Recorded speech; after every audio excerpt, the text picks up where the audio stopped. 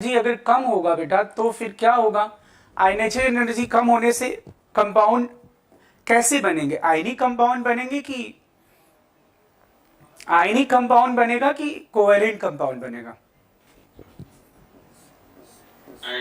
हाँ, तो अगर मैं यहां लिखता हूं Na2CO3 और यहां पे मैं हीट करता हूं तो first group carbonates are so much thermally stable, वो गल जाएंगे लेकिन टूटेंगे नहीं, मेल्ट कर जाएंगे लेकिन डिकम्पोज नहीं होंगे। मतलब ये क्या, आप ऐसे करोगे हीट, नो इफेक्ट, ऐसा लिख दोगे। क्या मेरी बात समझ आ रही है बेटा? बोलो बोलो, ठीक है ना, बोलो ओके। हाँ, लेकिन what about lithium carbonate Li2CO3? lithium carbonate according to Fajans rule, smaller cation larger anion makes more covalent, yes या no? तो ये कैसा कंपाउंड होगा लिथियम कार्बोनेट? कोवेलेंट होगा कि नहीं बेटा, बोलो yes, it will be covalent. अगर ये कोवेलेंट है तो क्या होगा, थर्मली स्टेबल और thermally unstable? Yes, thermally unstable. And if it will be thermally unstable तो ये हीट करते ही क्या होगा, टूट जाएगा, Li2O प्लस CO2। बोलो, तो फर्स्ट ग्रुप कार्बोनेट नहीं डिकम्पोज होते हैं, एक को छोड़कर, किसको? लिथियम कार्बोनेट को। बोलो, डाउट तो नहीं इसमें बेटा? डन है ये बात?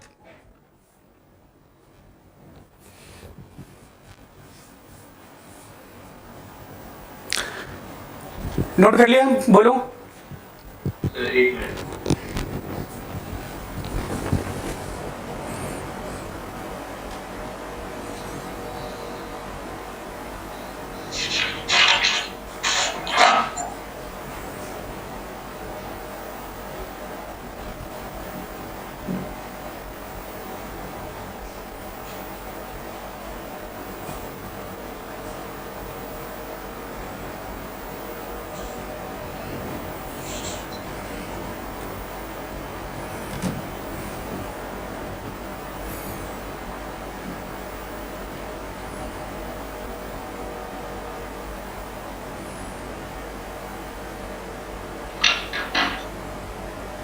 Yes sir. ठीक है, ओके। अब बेटा फर्स्ट ग्रुप के बाद जो बात आएगी सेकेंड ग्रुप कार्बोनेट, इसी में, मतलब इसी में नेक्स्ट मैं ऐसा बोल रहा हूं, अलग में second group carbonate.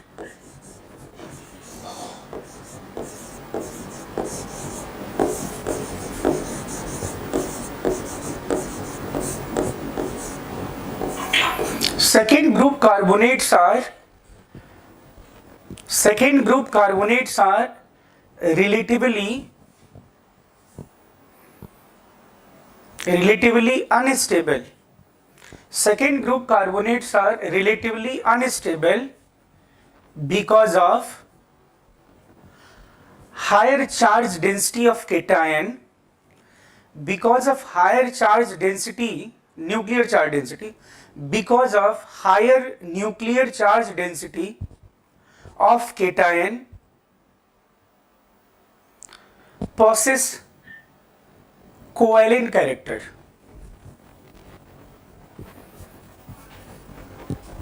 Second group carbonate are thermally, क्या लिखा आपने, लेस स्टेबल, क्या लिखा? अनस्टेबल। हाँ, थर्मली अनस्टेबल या thermally less stable because of higher nuclear charge density, because of higher nuclear charge density they possess covalent character. Aditya बताओ, left to right जाने पर क्या होता है? लेफ्ट से राइट अगर पीरियोडिक टेबल में जाएं तो कॉन्ट्रैक्शन होता है कि नहीं, बोलो? Yes sir. क्योंकि सेल तो कांस्टेंट होगा और न्यूक्लियस में इलेक्ट्रॉन बढ़ रहे हैं और न्यूक्लियस के बाहर न्यूक्लियस में प्रोटॉन बढ़ रहे हैं और न्यूक्लियस के बाहर सेल में इलेक्ट्रॉन बढ़ रहे हैं, तो इस न्यूक्लियस और इलेक्ट्रॉन के बीच में अट्रैक्शन होगा जिससे कॉन्ट्रैक्शन होता जाएगा और कॉन्ट्रैक्शन होगा तो साइज छोटा होगा और न्यूक्लियर चार्ज डेंसिटी बढ़ जाएगी और न्यूक्लियर चार्ज डेंसिटी केटाइन का बढ़ना मींस मोर पोलराइजेशन पावर और more polarisation power means more covalent character Fajans rule के अकॉर्डिंग। यस या नो? ठीक है ना? तो ये थर्मली अनस्टेबल थे, इसलिए ये क्या करते हैं, मेटल कार्बोनेट, यहाँ पे लिख रहा हूँ ध्यान सुनना, और ये M क्या है बेटा, +2, मतलब ये B+2, ये मैं लिख दूंगा यहाँ पे M क्या हो सकता है, M+2, ये क्या हो सकता है B+2, और बाकी सेकेंड ग्रुप वाले जितने भी हैं Mg+2 और डॉट डॉट डॉट, ठीक। और इसके अलावा ये क्या हो सकता है ये भी बता देना चाहता हूँ, ये Zn+2 भी हो सकता है, यहाँ पे Pb+2 भी हो सकता है, यहाँ पे कॉपर+2 भी हो सकता है, ये ध्यान रहे, बोलो। और इसे हीट करते हो तो किस में कन्वर्ट होता है, सिंपल एक जनरल डिकम्पोजिशन होता है MO + CO2, बस खत्म बात, इसमें टूटता है MoCO2, ठीक है ना। General cleavage, beryllium, magnesium, calcium, strontium, barium, radium की बात करते नहीं जानते हो, लास्ट वाले रेडियो एक्टिव होते हैं, तो वो तो डिफरेंट न्यूक्लियस में कन्वर्ट होते जाएंगे, जो रेडियो एक्टिव होते हैं वो तो खुद है ना। अब इसमें दो बड़ा इंपॉर्टेंट है, एक तो ZnCO3 की बात करूंगा मैं। ZnCO3 को किस नाम से जानते हैं, कैलेमाइन, क्या बोलते बेटा, कैलेमाइन। और कैलेमाइन को जब हीट करते हैं तो जिंक ऑक्साइड और ये क्या बनता है CO2। और ये जो है ना, इसके बारे में एक चीज़ पूछी जाती है जो बड़ा इंपॉर्टेंट है, अभी मैं जिक्र करता हूँ इसका, ये जो है ना इसके बारे में, पहले तो कैलेमाइन लिख दो, कैलेमाइन लिखिए, कैलेमाइन।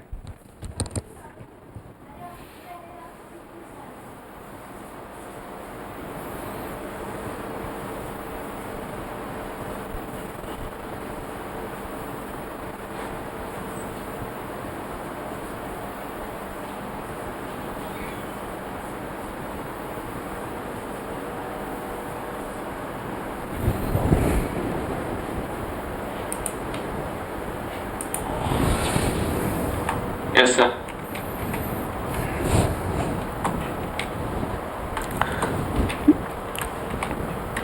हाँ, नोट कर लिया ना ये। सर इसके बाद पीरियोडिक टेबल शुरू होगा। इसके बाद हीटिंग इफेक्ट में करके, और मैं सोच रहा हूँ पीरियोडिक टेबल ना शुरू करके मैं ऐसा कर लूँ कि कोऑर्डिनेशन नहीं, हाँ पीरियोडिक टेबल शुरू कर दूंगा, सही कह रहा हूँ। इससे ये फ़ायदा होगा ना कि तब तक मैं ऑर्गेनिक में आइसोमेरिज्म बता लूँगा, तो फिर क्या होगा, क्योंकि कोऑर्डिनेशन अगर आप पढ़ोगे तो कोऑर्डिनेशन में भी आइसोमेरिज्म आएगा। तो अगर मैं कोऑर्डिनेशन शुरू करता हूँ तो फिर आइसोमेरिज्म अगर ऑर्गेनिक वाला नहीं आएगा तो इधर वाला भी नहीं समझ में आएगा। तो इसलिए क्या करेंगे कि पहले हम 11th वाला इनऑर्गेनिक निपटाएंगे, इसके बाद पीरियोडिक टेबल है।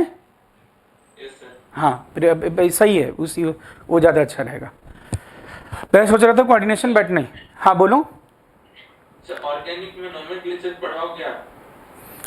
नॉमेनक्लेचर अब क्यों, जहाँ से कहोगे वहाँ शुरू कर दूँ, कोई दिक्कत नहीं है। नॉमेनक्लेचर से, नॉमेनक्लेचर मतलब आइसोमेरिज्म में ही नॉमेनक्लेचर बता दूंगा। या कहोगे कि नहीं अलग से जैसे एनसीईआरटी में दिया हुआ है तो वहाँ वो बता दूंगा। अलग से, हाँ अलग से बता दूंगा, कोई दिक्कत नहीं, अलग से नॉमेनक्लेचर बता दूंगा। हालांकि नेमिंग में इसमें जिक्र नहीं करता हूँ। नेमिंग में क्या होता है, जैसे सिर्फ नेमिंग की क्लास होना फिर तो ये बहुत ज़्यादा बोरिंग टाइप का मतलब हो जाता है, मतलब क्योंकि सारा याद करने वाला। लेकिन कोई दिक्कत है नहीं इसमें, अभी ऑनलाइन है तो कोई सारा कुछ इस पर कोई वो नहीं है। रूल बताएंगे क्वेश्चन करा देंगे, रूल बताएंगे क्वेश्चन करा देंगे, तो तुरंत उसमें रूल याद हो जाएंगे। ठीक है ना, ये ठीक है, ये नोट कर लिया ना। अब ये जिंक ऑक्साइड क्या है, लिखो ऐसे स्टेटमेंट एक, zinc oxide show temperature dependent colour, zinc oxide show temperature dependent colour,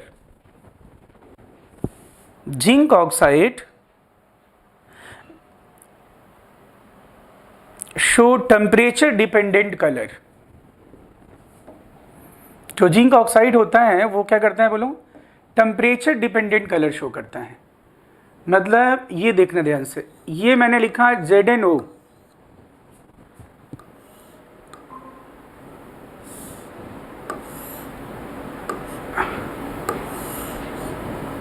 तो कुछ कमी हुआ, कनेक्ट किया था। हाँ मैंने बोला zinc oxide show temperature dependent colour.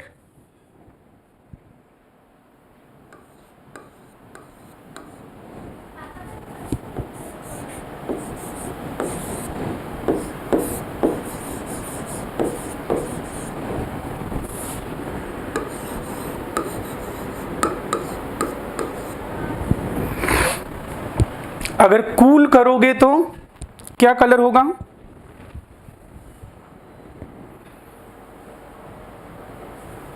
White. तो कूल कैसा होता है बोलो? वाइट। हाँ कूल वाइट ही होता है, यस। और कूल वाइट होता है, ठीक है। और बस बस इसमें क्या करना?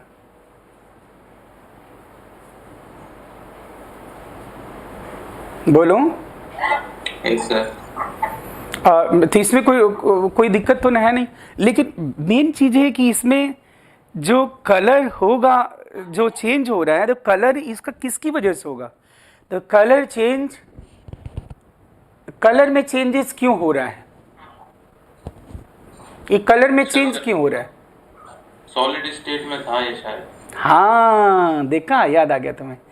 एप सेंटर सुना है? App centre. Yes sir.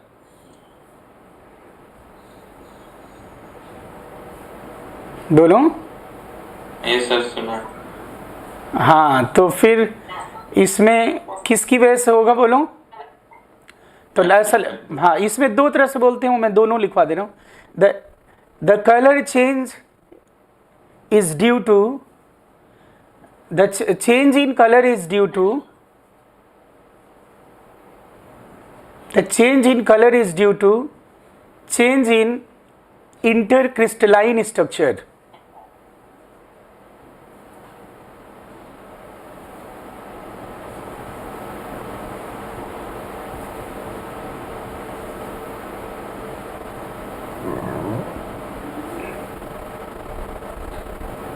Yes sir.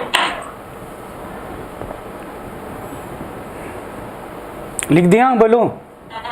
Yes sir. हाँ ये तो बिल्कुल ही कलर चेंज क्या होगा, इंटरक्रिस्टलाइन स्ट्रक्चर। लेकिन इसमें आप एक और स्टार बना के, द येलो कलर ऑफ, क्या दुष्ट ये आवाज कैसे है? The yellow colour of ZnO is due to F centre.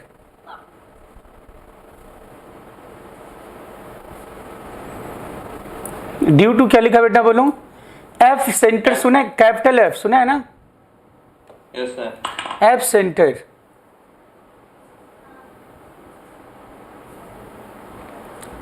App centre में क्या होता है? एप सेंटर में इलेक्ट्रॉन गायब होते हैं शायद। और या फिर मैं इसमें एक चीज और बोल रहा हूं ना, app centre which is formed due to loss of oxygen, which is formed due to loss of oxygen.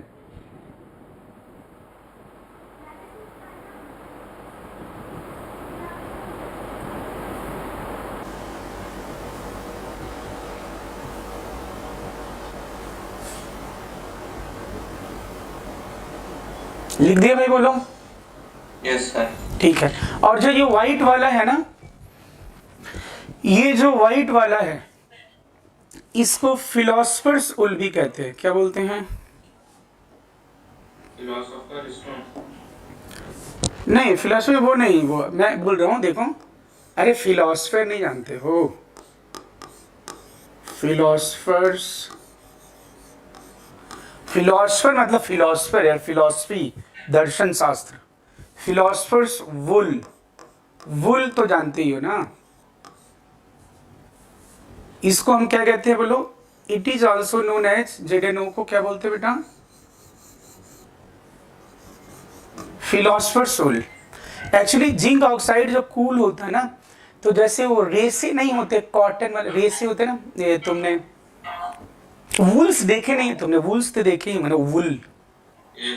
तो वो वुल क्या होता है? जनरली फिलोसफर लोगों का देखा, फोटो देखा फिलोसफर, कई के फिलोसफर जॉर्ज बर्नार्ड शॉ चाहे कोई भी ऐसा, तो उन लोगों के बाल करली करली ऐसे वाइट वाइट टाइप के ऐसे नहीं ऐसे होते हैं ऐसा, तो वो वैसा होता है रेसा, वैसा ऐसा वूल जैसा दिखता है करली करली, इसलिए फिलोसफर्स वूल बोल देते हैं उसको, क्योंकि वो फिलोसफर्स के बालों जैसे हैं, उनके हेयर जैसे हैं, इसलिए फिलोसफर्स वूल बोलते हैं, ठीक है ना, बाकी कुछ नहीं। तो ये कई बार देता है, क्या होता है ये कलर चेंज आपको पता ही चल गया, ठीक है ना, ये हो गया।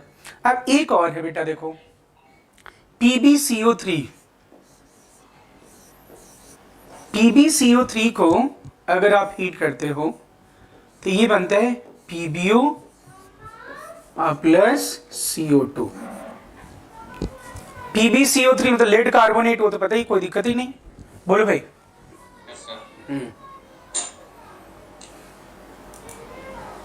कलर क्या होता है इसका, बोलो।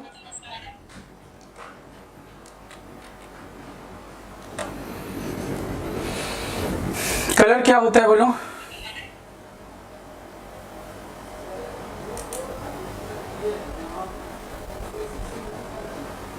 पता नहीं सर। लिथार्ज मैंने कहीं जिक्र नहीं किया था क्या तुम लोगों को?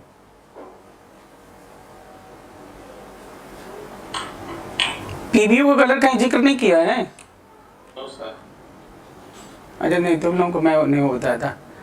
पीबीओ में क्या होता है ना, देखो पीबीओ वाले केस में क्या होगा कि ये भी इंटरक्रिस्टलाइन स्ट्रक्चर में चेंज करके दो तरह से होता है, देखो, और इसको याद करना आसान भी है। देखो पीबीओ और फिर एक मैं लिख रहा हूँ पीबीओ, फार्मूला तो वही होगा। ये अगर इसे आप हीट करते हो और अगर आप इसे कूल करते हो, ठीक है ना, तो जो इसका कूल फॉर्म है वो येलो होता है और इसका जो हॉट फॉर्म होता है वो रेड होता है। तो याद रखना भी आसानी है। हॉट क्या होता है, कूल हॉट बोलते हो कि रेड हॉट बोलते हो, बताओ मुझे आप, बोलो। कूल हॉट बोलते हो कि रेड हॉट बोलते हो? Red hot. बस, तो देखो, तो तुम्हें पता चल जाएगा कि पीबीओ का रेड कब होगा, ये, ठीक है ना। और इसका भी नाम है, जो रेड होता है उसे हम कहते हैं क्या, लिथार्ज। इट इज लिथार्ज, इसका नाम ऐसे बोलते हैं। और ये जो है इसको हम कहते हैं मेसिकॉट।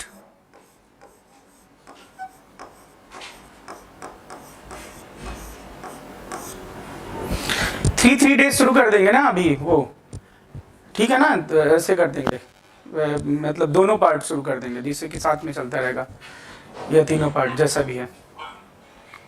ये नोट कर लिया। Yes sir.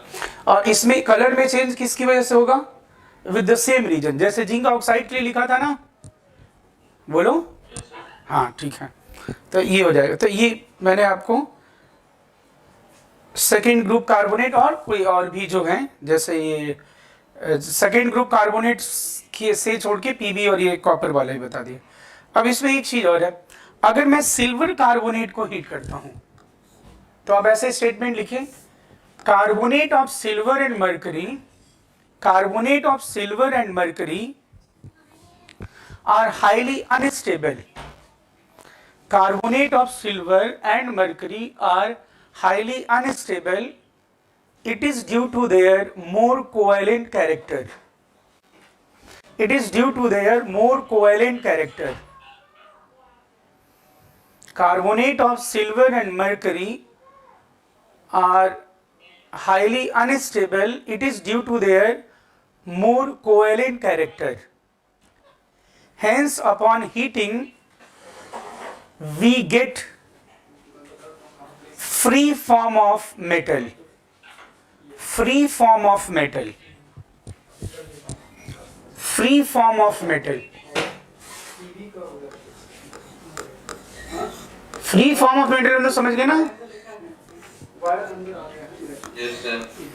अब जैसे मान लो ये है, देखो HgCO3 ये ऐसे लिखा हुआ है, सिल्वर कार्बोनेट को हीट कर रहे, तो अब इसमें सीधे आपने क्या पाना है, बोलो। वी विल गेट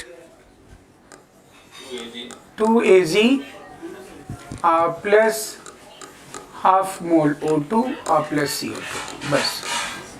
तो कई बार क्वेश्चन ये होता है कि which of the following carbonate और heating produces reduced form of metal या free form of metal.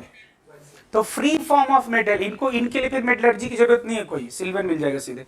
HgCO3 को हीट करते हो क्या बन जाएगा, Hg प्लस हाफ O2 और प्लस CO2। तो सिल्वर और मरकरी का पता चल गया भाई, बोलो। Yes sir. हाँ, इसी में ये मैंने जो लिखा, ये क्या मर्क्यूरिक कार्बोनेट है कि मर्क्यूरस है, ये मर्क्यूरिक है ये। लेकिन इसी में अगर मर्क्यूरस की बात होगी Hg2CO3, तो इस केस में ये डिस्पो शो करता है और क्या बनाता है ये, Hg प्लस HgO और प्लस CO2।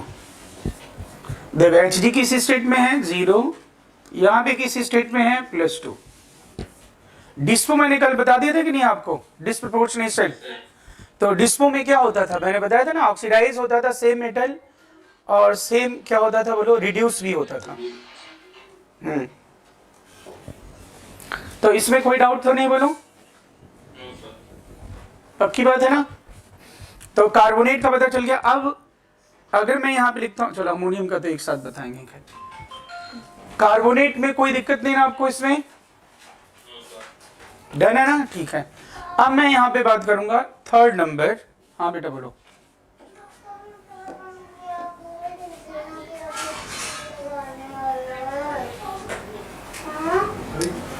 एक मिनट वेट करो। थर्ड नंबर जो है that is of basic carbonate. कभी भी बेसिक कार्बोनेट्स लिखा होगा ना, तो हम लोग देखो बेसिक का मतलब क्या पढ़ते हैं। और आप बेसिक अगर 9-10th की हम बात करें आदित्य, तो बेस का मतलब हमने सबसे पहले बेस का मतलब क्या सुना था बोलो, या तो बीटर वर्ड सुना होगा, कड़वा लगता हो वो बीटर है ऐसा, और या तो फिर हमने सुना होगा 10th में कि H+ डोनर एसिड है और OH- डोनर क्या है, बेस है, यही ना। तो अगर मैं बेसिक कार्बोनेट की बात करता हूं, दैट मीन्स कि कार्बोनेट उसी एलिमेंट का कार्बोनेट और उसी एलिमेंट का हाइड्रोक्साइड मिक्स कर दो। तो मैं बेस बोलूंगा तो तुम्हारे मन में क्या आएगा, अगर मैं बोलता हूं बेस तो तुम्हारे मन में आएगा sodium hydroxide, potassium, barium hydroxide, calcium hydroxide, lithium यही तो आएगा, हाइड्रोक्साइड ही तो आएगा। तो बेसिक कार्बोनेट का जनरल फार्मूला क्या हुआ कि जो भी एलिमेंट, जैसे मैंने लिख दिया यहाँ पे MCO3.MOH ट्वाइस। क्या मेरी बात समझ गए? कोई भी मैं basic carbonate, basic sulphate, basic nitrate, basic chloride, basic sulphide, अगर मैं ऐसा बोलता हूँ बेसिक वर्ड, तो जिसका आप सल्फेट क्लोराइड लोगे उसी का क्या बना लेना बोलो, उसी में क्या मिक्स करना बोलो, हाइड्रोक्साइड भी। से मैं कह रहा हूं बेसिक कार्बोनेट, लेड कार्बोनेट, तो आप क्या लिखोगे, PbCO3 दैट इज कार्बोनेट, और हाइड्रोक्साइड लेड का बना लो with same oxidation state, PbOH twice. बोलो समझ में आ रही बात कि नहीं? तो अब मैं यहाँ पे दो बताऊंगा। एक तो मैं बताऊंगा of basic lead carbonate, basic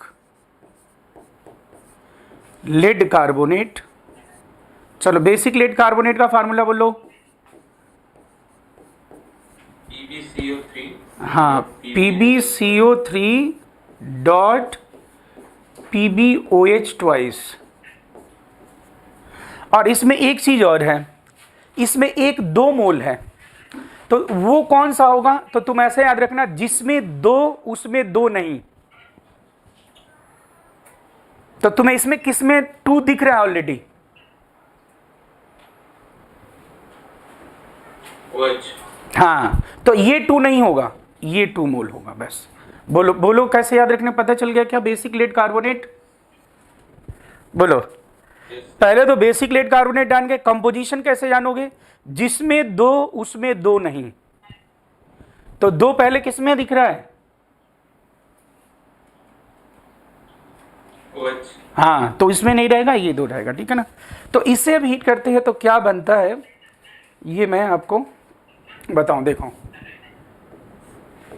पहले तो सीधे आप एकदम लिख दो, फिर इसको मैं मैकेनिस्टिकली समझा देता हूं। PbCO3 और ये है आपका PbOH ट्वाइस और ये 2 मोल। इसका पहले आप सीधा प्रोडक्ट लिख लो क्या क्या बनता है, फिर हम आगे बात करेंगे कि कैसे बन रहा है। ये बनता है Pb3O4। Pb3O4 it is red lead. क्या है ये बताऊंगा मैं। Plus CO plus CO2 plus H2O, ये बनता है। ये कैसे बनता है मैं अलग से बताऊंगा। तो आदित्य इतना ही रहने देते हैं, और अब हम लोग मिलेंगे 2 अगस्त को। मैं प्रयास रख जाऊंगा, ठीक है ना। फिर प्रॉपर मैं बता दूंगा शेड्यूल आपको, कौन कौन सा कैसे पढ़ेंगे, ठीक है। ठीक है फिर, ओके बेटा, बाय। ओके। बाय।